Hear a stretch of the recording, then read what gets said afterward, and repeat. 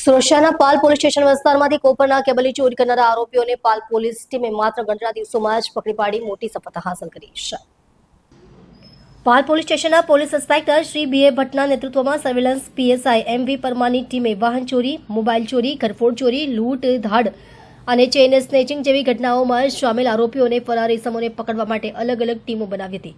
આ દરમિયાન સર્વેલન્સ ટીમના head constable Jaydeep Narsinhbhai, head constable Shaileshbhai Makabhai અને લોકરક્ષક Vishalbhai Ajitbhai CCTV camera, technical surveillance અને હ્યુમન ઇન્ટેલિજન્સના આધારે તપાસને વેગ આપ્યો. તેમની મહેનતના પરિણામે કોપર કેબલ ચોરીના આરોપીઓને ઝડપી લેવામાં આવ્યા હતા. આ ઉપરાંત આ ગુનામાં સંડોવાયેલા 2 બાળ કિશોરોએ પૂછપરછ દરમિયાન અડાજણ પોલીસ સ્ટેશન વિસ્તારમાંથી એક મોબાઈલ ચોરી કર્યાની કબૂલાત કરતા અડાજણ પોલીસ સ્ટેશનમાં પણ કલમ હેઠળ નવો ગુનો નોંધવામાં આવ્યો છે.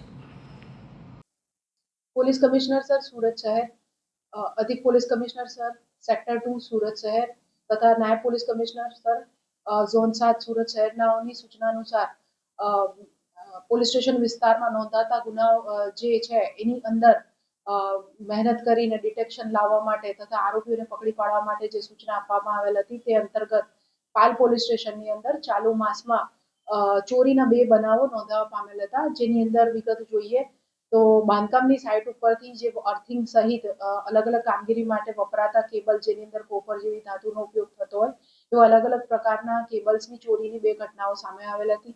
પાલ પોલીસ સ્ટેશનને આ અંગે જાણ થતા તેઓ અલગ અલગ 2 એફઆઈઆર નોંધીને કુલ 43,55,000 જેટલી રકમનું જે ચોરી કેબલના વાયરોની ચોરી થઈ હતી તે અંગે જરૂરી કાર્યવાહી હાથ ધરી હતી.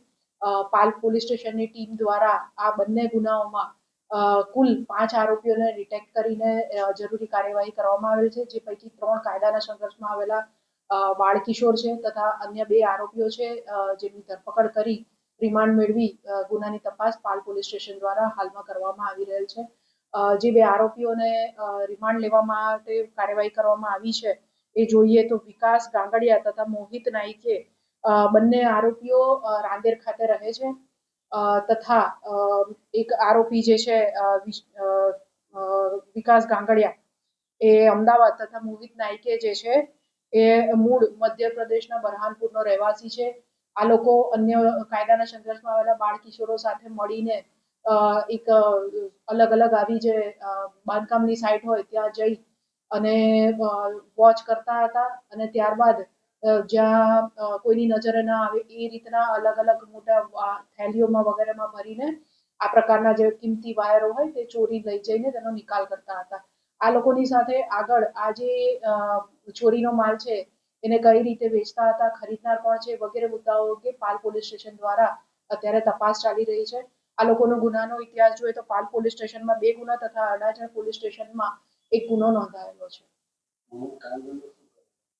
આ લોકો નાની ઉંમર ધરાવે છે તથા કોઈ જ કામ ધંધો કરતા નથી, જેથી પોતાને થોડા ઘણા પૈસા જે ખર્ચ માટે જોઈએ એના માટે આ લોકો આ પ્રકારની બાંધકામ સાઇટ્સ જે હોય જ્યાં આગળ કોઈ પ્રકારનું બાંધકામ ચાલતું હોય એવી જગ્યાઓએ જઈને રેકી કરીને આ પ્રકારના કેબલની ચોરી વાયરોની ચોરી કરે છે.